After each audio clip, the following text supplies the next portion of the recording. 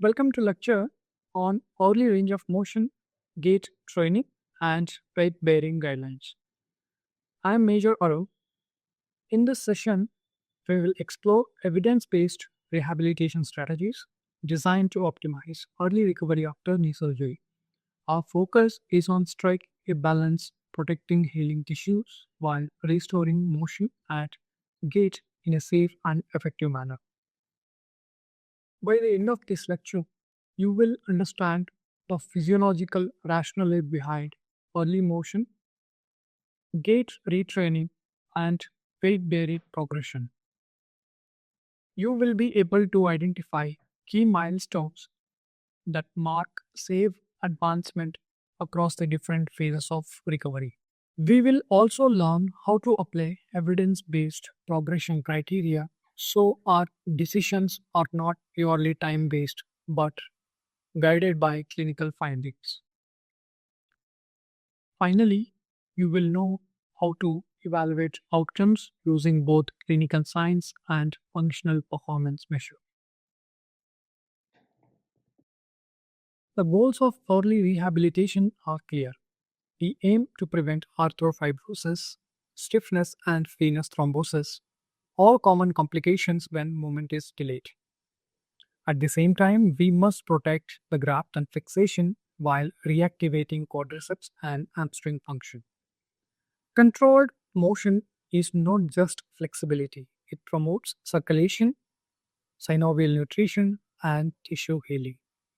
And perhaps most importantly, restoring full knee function and definitely the extension part of the knee range of motion early is essential for symmetrical gait and proprioceptive recovery. The range of motion must begin within the first 24 hours to 48 hours postoperatively, with the top priority being full extension.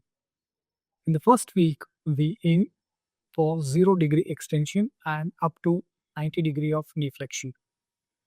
By week 2, this should progress 110 degrees to 120 degrees, and by the week 3, the goal to achieve up to 130 degree of flexion while maintaining full extension throughout.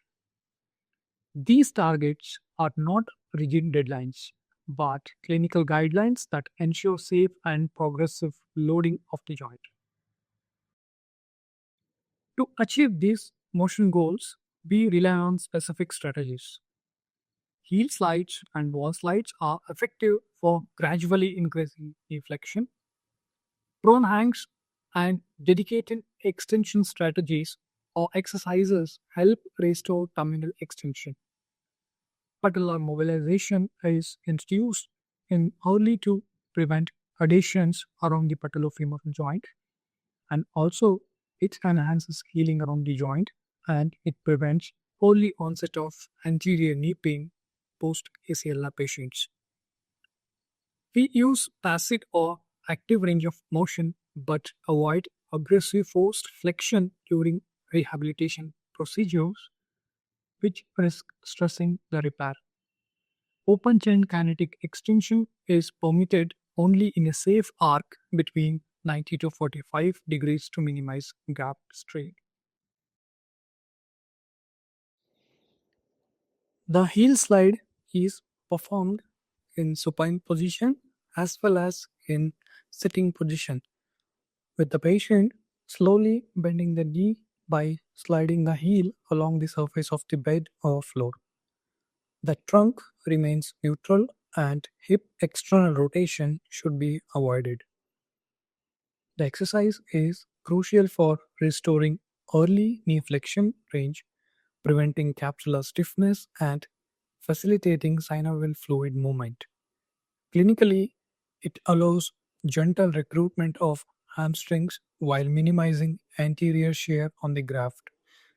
Ensure movement are slow, pain free, and the patient does not compensate by lifting the hip.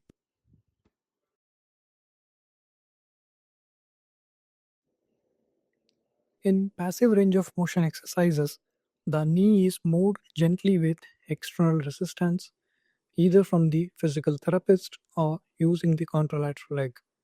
The aim is to restore motion without active quadriceps or hamstring engagement, thereby reducing stress on the healing graft.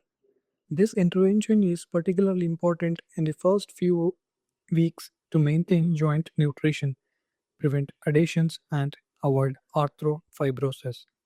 The physical therapist must monitor infill carefully and avoid excessive hyperextension or forced flexion. Active assisted range of motion exercises involve partial patient effort supported by external assistance such as stick, strap, or the opposite limb. For example, in this video, the patient can use his upper limbs to gently pull the ankle towards the flexion. This gradual transition control from therapist to patient building neuromuscular awareness while continuing to preserve joint mobility. Clinically, it encourages muscle re-education without overloading the graft. The key is to assist movement rather than force it.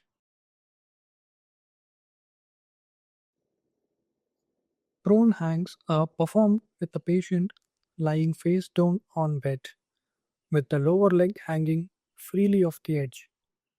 Gravity assists in gradually restoring full extension of the knee. This exercise specifically targets loss of terminal extension, a common limitation after ACL reconstruction. Achieving full extension is critical to normalize gait and prevent long term quadriceps weakness. The clinician should ensure gradual exposure and avoid pain provoked positioning. Restoring a normal gait pattern is a central goal of early rehabilitation. We achieve this through progressive use of assistive device, gradually reducing support as control returns. The emphasis is on symmetrical step length and ensuring full knee extension at heel strike. This prevents the quad avoidance or quadriceps avoidance gait during normal walking or running gaits. We must also identify and correct compensations such as pelvic drop or trunk lean before they become ingrained motor patterns. In the first 1 to 3 days, patients typically ambulate with a walker or bilateral crutches for safety. Transition to a single crutch or cane is only considered once full passive extension is achieved, and there is no extension lag during the straight leg rest, which usually occurs around first or second week in isolated ACL reconstruction. However, if there has been a meniscal repair or a chondral procedure, progression must be delayed according to the surgeon's protocol. The usual progression pathway is from walker or crutches to a cane and finally to a unaided walking. To define gait quality, we use multiple strategies.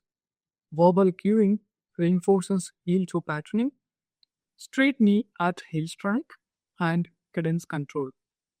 Treadmill walking, a slight incline encourages terminal extension and promotes symmetry. Visual feedback using a mirror or a video, combined with rhythmic cues from a metronome, accelerates motor learning. Once the pain and swelling are stable, surface variability such as balance pads or uneven terrains can be introduced to enhance proprioception. In the early stages, gait retraining begins with double crutches. The patient is instructed to maintain upright trunk posture, encourage core, and achieve symmetrical step length. The emphasis is on partial weight bearing as tolerated, with equal load sharing across both the limbs. Clinically, this stage prevents compensatory gait patterns and protects the graft while re-establishing early ambulation confidence. Cueing for heel strike and avoidance of hip hiking is essential.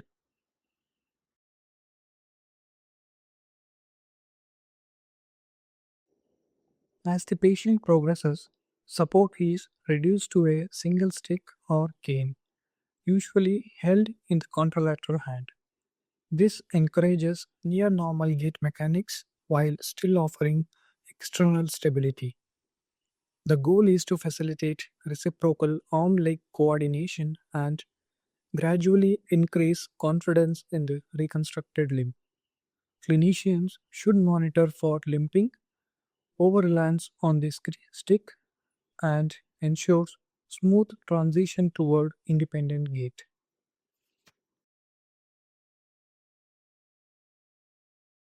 Once strength and control improve, the patient transitions to normal walking first with a functional brace, then eventually without it.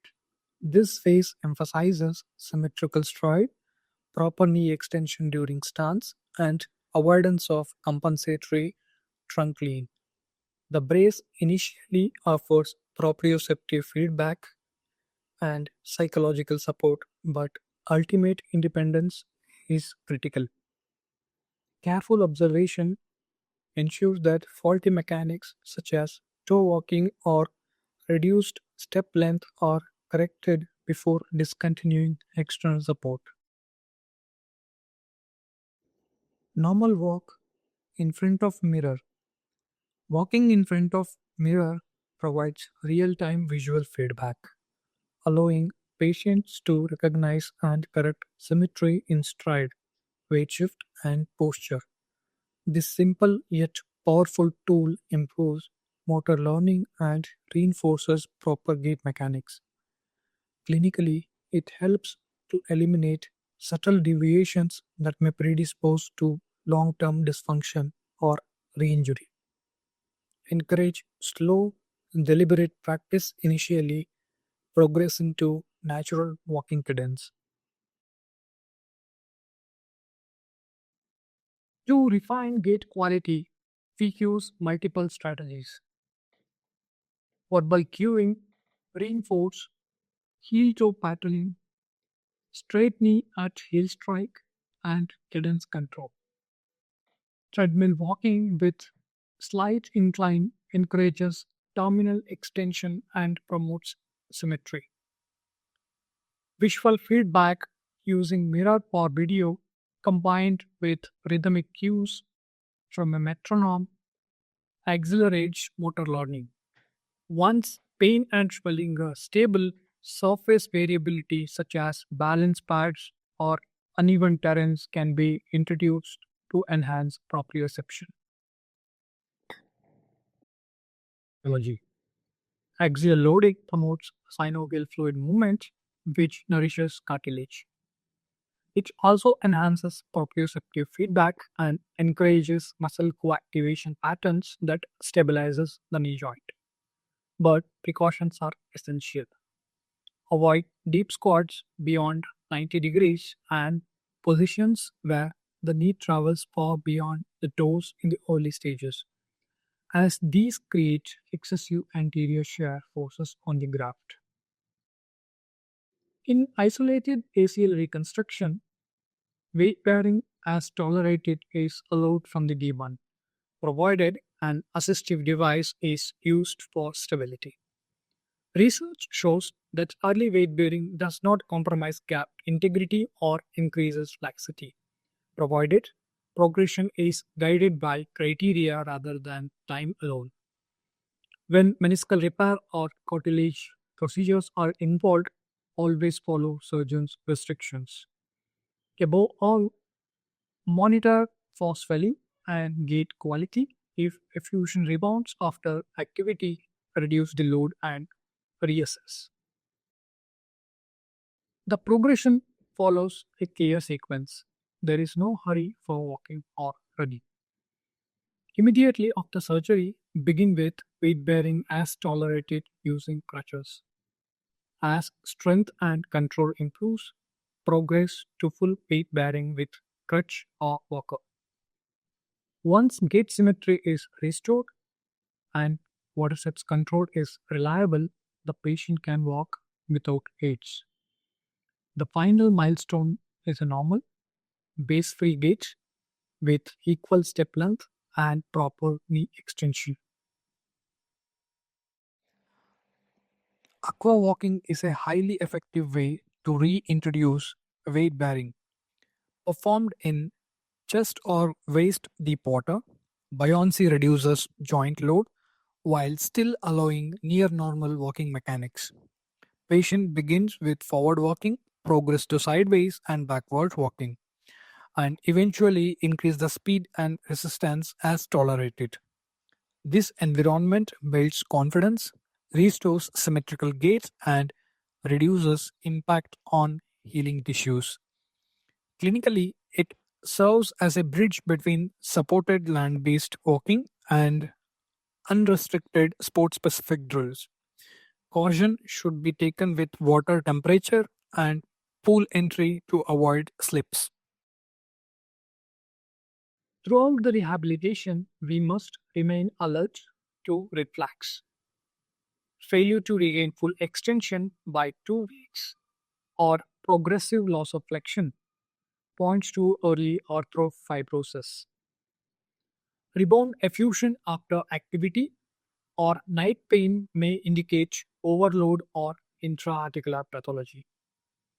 If painful, weight bearing persists beyond 2 to 3 weeks despite modifications, infection, hardware issues, or repair failure must be considered. Persistent Trendelenburg or stiff knee gait after device removal highlights unresolved neuromuscular deficits that require targeted interventions. Patient education is pivotal for successful outcomes. We provide simple home exercise programs with clear safety checks and symptoms tracking. We reinforce the importance of icing, compression, elevation, and wound care. We warn against overloading weight bearing or forcing flexion as this can compromise healing. Finally, we emphasize the role of adequate sleep, good quality nutrition, and adherence to surgeon's restrictions, especially when additional procedures have been performed. The evidence supporting these guidelines comes from the both consensus recommendations and high quality clinical studies. Key resources include the Aspeta ACL Rehabilitation Guidelines, Shia and Plex evidence based reviews, and biomechanical analysis of ACL strain during different loading conditions. In practice, always integrate surgical instructions, objective criteria, and patient specific factors into your plan. For optimal recovery, it is essential to follow the rehabilitation exercises in the demonstrated sequence, beginning each session with a structured warm up and concluding with an appropriate cool down. This systematic approach ensures that each step builds on the previous phase, promoting safe, effective, and progressive rehabilitation. Patient videos and images shown in this presentation are used with prior informed consent. Jai Hind.